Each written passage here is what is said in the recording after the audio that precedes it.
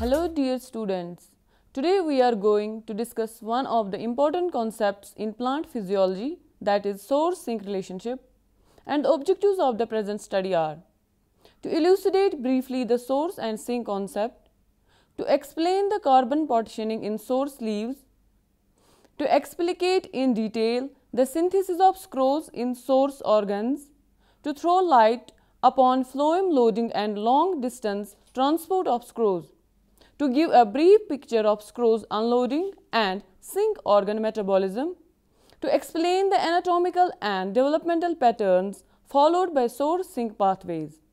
So, let's start with an introduction on source and sink in plants.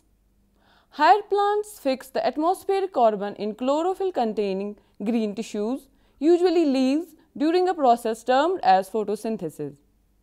This carbon fixed is either directly utilized for plants' own growth by respiration or is exported to other organs of the plant for their growth and sustenance, or is transferred to storage organs for later utilization. Sugars are mainly exported in the form of scrolls. Hence, in plants, organs have been divided into source and sink types.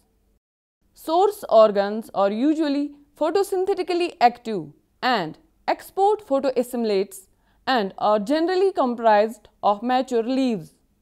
Sink organs are inactive photosynthetically and import the photoassimilates. Sinks may be further classified into storage and utilization sinks. Storage sinks include the organs like roots, tubers and seeds, wherein imported assimilates are deposited in the form of storage compounds like starch, fatty acids, proteins or scrolls. Generally, the storage sinks are meant for additional essential processes which include reproduction in the form of potato tubers, seeds and fruits, or mineral absorption in the form of roots. Now, utilization sinks. Utilization sinks are metabolically very active, which comprise of actively growing tissues such as immature leaves and meristems. For instance, leaves when immature are metabolic sinks, while after maturation they become active photosynthetically and are labeled as source organs. Similarly, potato tubers during their growth are storage sinks, but they turn into source organs during sprouting, from where the stored food are mobilized to provide essential nutrients of the bud growth. In higher plants, patterns of resource allocation between source and sink organs have evolved in due course of time. That is one among the major factors to determine the plant growth and productivity. Hence, in general, two strategies can be devised for improvement of crop yields. The first strategy is to enhance the capacity of source like carbon export rate. Many potential targets have been proposed for improvement of source capacity like the photosynthesis rate, second, carbon translocation rate mediated through specific carrier proteins, third, anabolism and catabolism of photoassimilates, and fourth, the sucrose synthesis rate. The second strategy is to enhance the sink strength, that is considered as a product of sink size and activity of sink. In some plants, sink size is genetically controlled, for instance, few wheat varieties, while in tubers of potato, it's more flexible. Now, let's try to understand carbon partitioning between starch and sucrose synthesis in source leaves. In addition to the aforementioned assimilate allocation between source and sink organs, carbon fixed during photosynthesis has also to be distributed between starch synthesis in the chloroplast for temporary storage and sucrose synthesis in the cytosol for its export towards mesophyll tissue.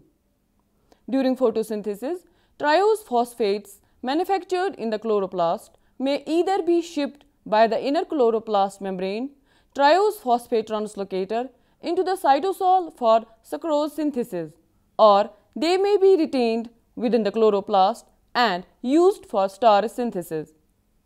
Carbon fixed during photosynthesis has also to be distributed between star synthesis in the chloroplast for temporary storage and sucrose synthesis in the cytosol for its export towards mesophyll tissue. The two processes, namely sucrose synthesis and star synthesis, occur in a highly coordinated fashion in source leaves. Here, let's see how sucrose is synthesized within cytosol.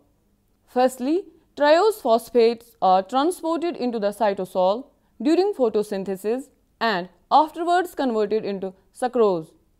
Fructose 1,6-bisphosphate is converted into fructose 6-phosphate by cytosolic fructose bisphosphatase, highlighting the first regulatory step in sucrose synthesis during the process of photosynthesis. The second committed step in the sucrose synthetic pathway during the course of photosynthesis is catalyzed by SPS, wherein the formation of sucrose 6-phosphate from UDP glucose and fructose 6-phosphate takes place. Now, let's discuss how this sucrose is transported to long distances within plant in a process termed as phloem loading and phloem unloading. The phloem cells of the plant's vascular system carry out the long distance transport between the specialized tissues of the source and sink organs as assimilates need to be transported from one organ to another. The long distance transport is accomplished by the loading of sucrose into the phloem at source and its unloading at the sink. Movement of photosynthate from the mesophyll chloroplasts to the sieve elements of mature leaves is called phloem loading. Triose phosphate formed by photosynthesis during the day is transported from the chloroplast to the cytosol, where it is converted to sucrose. During the night, carbon from stored starch exits the chloroplast, probably in the form of glucose, and is converted to sucrose. Sucrose moves from the mesophyll cell to the vicinity of the sieve elements in the smallest veins of the leaf.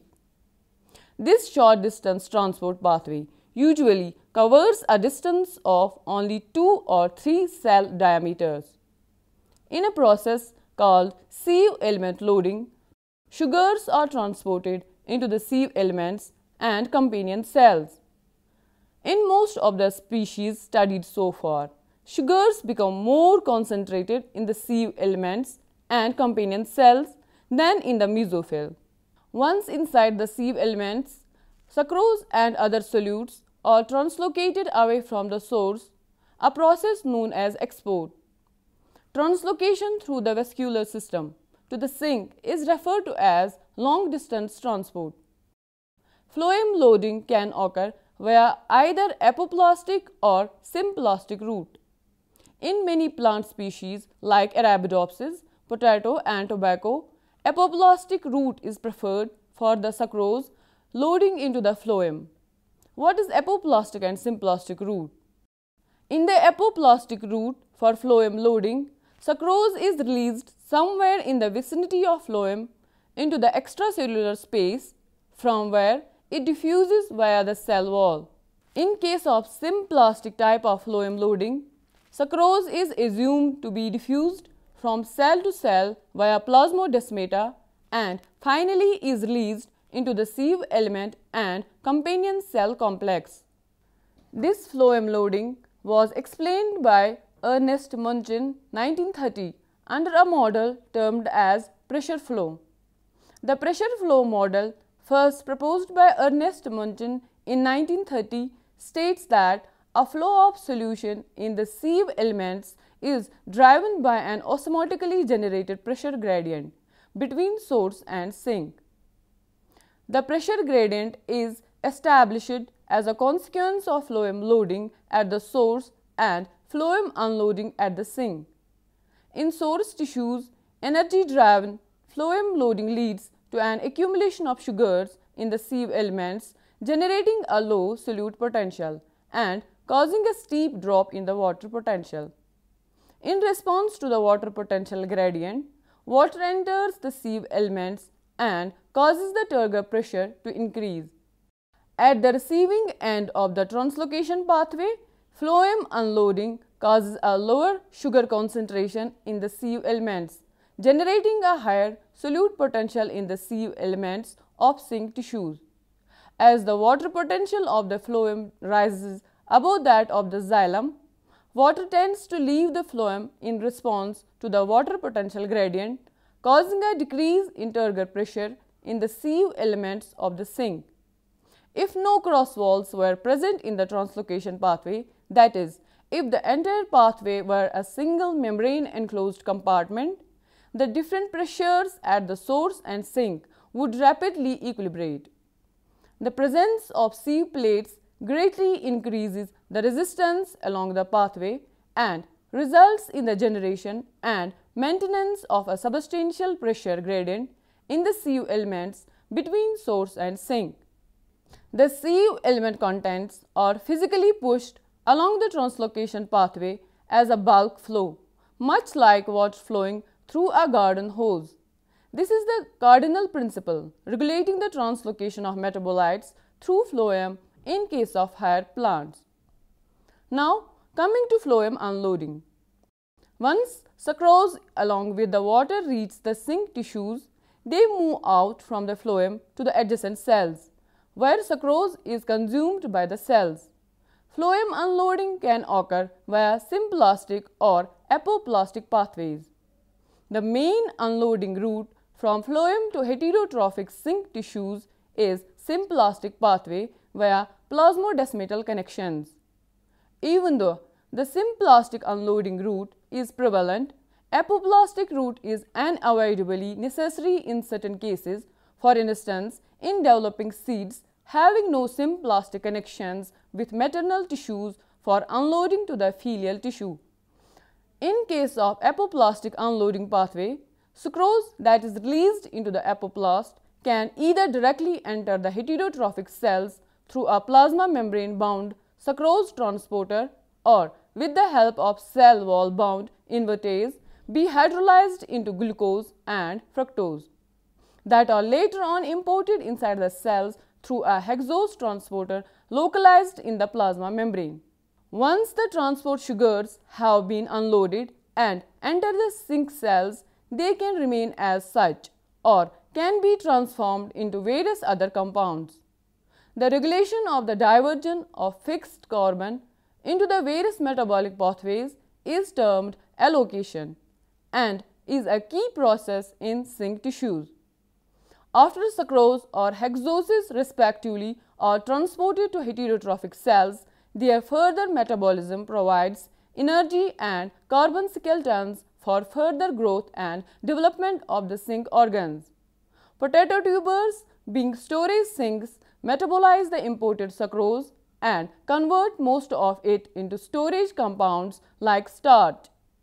Unavoidably, metabolism of sucrose in the sink tissues plays a vital role in determination of sink strength. Potato tubers are excellent storage sinks and hence have been thoroughly studied for sink strength. As discussed earlier, the processes of loading at the source and unloading at the sink provide the driving force that generates the pressure gradient pushing phloem sap in long distance transport and are thus of considerable basic as well as agricultural importance. A thorough understanding of these mechanisms should provide the basis of technology aimed at enhancing crop productivity by increasing the accumulation of photosynthate by edible sink tissues such as cereal grains. The regulation of the diversion of fixed carbon into the various metabolic pathways is termed allocation. Allocation includes the storage, utilization and transport of fixed carbon. The carbon fixed in a source cell can be used for synthesis of storage compounds, metabolic utilization to meet the energy needs of the cell and synthesis of transport compounds. Allocation is also a key process in sink tissues. Once the transport sugars have been unloaded and enter the sink cells, they can remain as such or can be transformed into various other compounds. The vascular bundles in a plant form a system of pipes that can direct the flow of photosynthetes to various sinks, young leaves, stems, roots, fruits or seeds. However, the vascular system is often highly interconnected, forming an open network that allows source leaves to communicate with multiple sinks. Under these conditions, photosynthetes need to be distributed to multiple sinks that compete with each other and so get differential distribution of photosynthetes. The differential distribution of photosynthetes within the plant is termed partitioning. The greater the ability of a sink to store or metabolize imported sugars, the greater its ability to compete for photosynthete being exported by the source. Such competition determines the distribution of transport sugars among the various sink tissues of the plant, at least in short term. Of course, events in sources and sinks must be synchronized. Partitioning determines the patterns of growth and as such, growth must be balanced between shoot growth and root growth. So, an additional level of control lies in the interaction between areas of supply and demand. Turgor pressure in the sieve elements could be an important means of communication between sources and sinks, acting to coordinate rates of loading and unloading. Chemical messengers are also important in signaling to one organ the stats of the other. Such chemical messengers include plant hormones and nutrients such as potassium and phosphate, and even the transport sugars themselves. Now, coming to the sink types. First, meristematic sinks. Meristems import only a small proportion of total plant photoassimilate, and photoassimilate supply has been implicated as a limiting factor in shoot apical meristems and might also be restricted in developing seeds, which include endosperm embryo and root and floral apices. Agricultural yields might therefore increase if plants could be modified to enhance the supply of photoassimilates to meristems. Rate equations describing mass flow of phloem sap predict that photoassimilate supply reaching a sink will be determined by source output and modulated by conductance of the transport pathway. Increased photoassimilate output from source leaves increases growth activity of primary meristems. Expansion or storage sinks. As cells expand and approach cell maturity, photoassimilates are increasingly diverted into storage products. This can be short-term for sinks located along the axial transport pathway and long-term for sinks sited at the ends of the transport pathways, for example, tubers, fruits and seeds. Storage along the axial pathway occurs mainly when photoassimilate production exceeds photoassimilate demands by terminal sinks. However, storage is not necessarily a passive response to excess photoassimilate supply. Translocation to sink tissues depends on the position of the sink in relation to the source and on the vascular connections between source and sink. Another factor determining the pattern of transport is competition between sinks. For example, reproductive tissues like seeds might compete with growing vegetative tissues like young leaves and roots for photosynthesis in the translocation stream. A stronger sink can deplete the sugar content of the sieve elements more readily and thus increase the pressure gradient and the rate of translocation toward itself. Various experiments indicate that the ability of a sink to mobilize photosynthate towards itself, the sink strength, depends on two factors, that is, sink size and sink activity, as follows. Sink strength is equal to sink size multiplied by sink activity. The individual properties of each sink and those of the phloem pathway connecting that sink to its source will determine the potential rate of assimilate import to the sink. The transport rate R of assimilate along each phloem path linking a source with each respective sink can be predicted from the pressure flow hypothesis as R is equal to K path into P source minus P sink into C, where path conductance is the product of path hydraulic conductivity and cross-sectional area A. P source and P sink is the pressure in the source and the sink respectively. Hence, the relative flows of assimilates between hypothetical sinks, that is sink 1 and sink 2, may be expressed by the following equation, that is K path 1 into P source minus P sink 1 into C divided by K path 2 into P source minus P sink 2 into C. Partitioning of assimilates between two competing sinks is thus a function of path conductance and P at the sink and of the phloem path. Since phloem has spare capacity, any differences in the conductance of interconnecting paths would exert little influence on the rate of phloem transport to the competing sinks. Assimilate partitioning between competing sinks would then be determined by the relative capacity of each sink to depress sieve tube P at the sink end of the respective phloem path. Utilization of imported sugars is broadly maximized when sugars are abundant, but when sugar supply is low, utilization is increasingly restricted to sites that are crucial for uptake of water and minerals. In addition, genes for invertase and sucrose synthase are often expressed at different times during sink development. In bean pods and corn kernels, changes in invertase activity are found to precede changes in photosynthate import.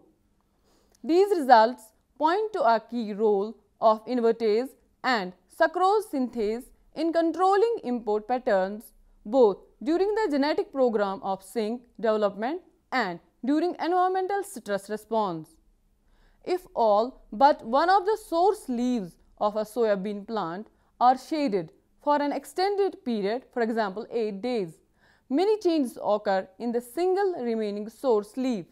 These changes include a decrease in starch concentration and increase in photosynthetic rate, rubisco activity, sucrose concentration, transport from the sucrose and orthophosphate concentration. These data indicate that besides the observed short-term change in the distribution of photosynthate among different sinks, the metabolism of the source adjusts to the altered conditions. In long-term experiments, photosynthetic rate often increases over several days when sink demand increases and it decreases when sink demand decreases. Photosynthesis is most strongly inhibited under conditions of reduced sink demand in plants that normally store starch rather than sucrose during the day.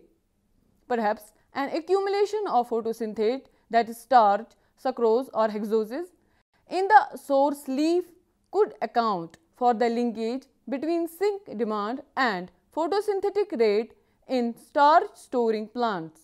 How the regulation of this delicate relationship between source and sink occurs. Source regulation. Now, what's source regulation? Firstly, under conditions of source limitation, increase in net photosynthetic rate can lead to proportionate change in photoassimilate export from leaves. Increased flow of triose phosphates from chloroplasts induces feed-forward upregulation of sucrose biosynthesis with a consequent amplification of the sucrose transport pool. The relationship breaks down when net photosynthesis is low and reserves are mobilized, or when net photosynthesis suddenly exceeds the levels to which the leaf is acclimated. An upper limit to photoassimilate export appears to be set by activity of sucrose phosphate synthetase, an enzyme which determines the size of the sucrose transport pool. The activity of SPS has been shown to be under sink as well as environmental control. Now, sink effects on export. The response of photoassimilate export to changes in sink demand depends upon whether photoassimilate flow is source or sink limited. A source limited system does not respond rapidly to an increase in sink demand, depending more on the capacity of leaves to increase the size of the transport pool. In contrast, alterations in sink demand in a sink limited system elicit immediate effects on photoassimilate export. For leaves that load the SECC complexes from apoplasmic pools, changes in sink demand probably influence photoassimilate export by altering membrane transport properties. Next is sink effects on membrane transport. Changes in the turgor pressure of phloem sap or altered phytohormone levels could serve as signals for sink demand. Changes in the pressure of sink phloem sap are rapidly transmitted through sieve tubes to sources. Phloem loading in source tissues responds to this pressure signal by changes in solute transport rates mediated by membrane-associated porters. This is a proposed mechanism for phloem loading which would respond rapidly within minutes to changes in sink demand. Phytohormone levels in leaves respond to changes in the source or sink ratio. For instance, gibberellin levels in leaves proximal to developing inflorescences increase at fruit set. In contrast, abscisic acid levels in soybean and grape leaves are inversely related to alterations in sink demand. Therefore, changes in leaf phytohormone levels could serve to signal shifts in sink demand for photoassimilates. In this context, direct application of auxin and gibberellic acid to source leaves results in a rapid enhancement of photoassimilate export. Gibberellic acid did not stimulate leaf photosynthesis or alter photoassimilate partitioning, appearing instead to upregulate phloem loading. Secondly, the response of photoassimilate export to changes in sink demand depends upon whether photoassimilate flow is source or sinks limited. Alterations in sink demand in a sink limited system elicit immediate effects on photoassimilate export. Changes in the turgor pressure of phloem sap or altered phytohormone levels could serve as signals for sink demand, that is, sink regulation. Now, let's talk about the anatomic and developmental clues that govern the source to sink pathways. Although the overall pattern of transport in the phloem can be stated simply as source to sink movement, the specific pathways involved are often more complex. Not all sources supply all sinks on a plant. Rather, certain sources preferentially supply specific sinks. In the case of herbaceous plants such as sugar beet and soya bean, the following generalizations can be made. First, vascular connections. Source leaves preferentially supply sinks with which they have direct vascular connections. In the shoot system, for example, a given leaf is generally connected via the vascular system to other leaves directly above or below it on the stem. Such a vertical row of leaves is called an orthostiche. Next is proximity. The proximity of the source to the sink is a significant factor. The upper mature leaves on a plant usually provide photosynthesis to the growing shoot tip, and young immature leaves, the lower leaves, supply predominantly the root system. Intermediate leaves export in both directions, bypassing the intervening mature leaves. Next is development. The importance of various sinks may shift during plant development. Whereas the root and shoot apices are usually the major sinks during vegetative growth, fruits generally become the dominant sinks during reproductive development, particularly for adjacent and other nearby leaves. Next is modifications of translocation pathways. Interference with a translocation pathway by bonding or pruning can alter the patterns established by proximity and vascular connections that have been outlined above.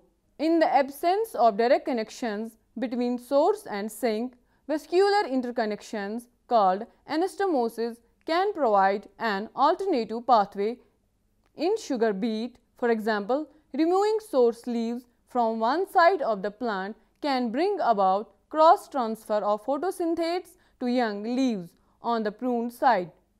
Removal of the lower source leaves on a plant can force the upper source leaves to translocate materials to the roots, and removal of the upper source leaves can force lower source leaves to translocate materials to the upper parts of the plant. The plasticity of the translocation pathway depends on the extent of the interconnections between vascular bundles and thus on the species and organs studied. In some species, the leaves on a branch with no fruits cannot transport photosynthate to the fruits on an adjacent defoliated branch. But in other plants such as soya bean, that's glycine max, photosynthate is transferred readily from a partly defruited side to a partly defoliated side. Now, let's see how signal transduction coordinates the whole process of source-sink relationships. The phloem is a conduit for signal molecule transport from one part to another, in addition to a major function in the long-distance transport of photosynthate. Either physical like turgor pressure or chemical like carbohydrates and plant hormone signals move across sources and sinks. Signals showing turgor change may be communicated rapidly through the interconnecting sieve element system. For instance, if phloem unloading were fast under rapid sugar utilization conditions at sink organs, turgor pressures in the sieve elements of sinks would be brought down, and this reduction would be transported to the sources. Had loading been controlled by turgor pressure in part in the sieve elements of the source, it would definitely enhance in response to signal from the sinks. When unloading was slower in sinks, the response seen would be opposite. Some data propose that cell turgor can alter the proton pumping ATPase activity at the plasma membrane and therefore change the rates of transport. Plant hormones play a role in regulating source-sink relationships. They influence partitioning of photosynthate by regulating leaf senescence, sink growth and other developmental processes. Plant growth regulators like auxin are produced by shoots that can be rapidly transported to the roots through phloem, and roots produce cytokinins that move towards shoots through the xylem. Through vascular system, gibberellins and abscisic acid are also transported within the plant. Not only is sucrose transported in the phloem, but sucrose or its metabolites can act as signals that modify the activities of sources and sinks. Indicated earlier, carbohydrate levels can influence the expression of encoding photosynthesis component genes as well as genes involved in sucrose hydrolysis. Many genes have been shown to be responsive to sugar depletion and abundance. Thus, not only is sucrose transported in the phloem, but sucrose or its metabolites can act as signals that modify the activities of sources and sinks. In sugar beet, for example, proton sucrose symporter activity declines in plasma membrane vesicles isolated from source leaves fed exogenous sucrose through the xylem. The loss of symporter activity is accompanied by a decline in symporter mRNA, suggesting an effect on transcription or mRNA stability. A working model includes the following steps. First, decreased sink demand leads to high sucrose levels in the vascular tissue. Second, high sucrose levels lead to downregulation of the symporter in the source. Third, decreased loading results in increased sucrose concentrations in the source. Increased sucrose concentrations in the source can result in a lower photosynthetic rate. In some source sink systems, sugars and other metabolites have been shown to interact with hormonal signals to control gene expression. With this, we come to the end of today's lecture. Thank you.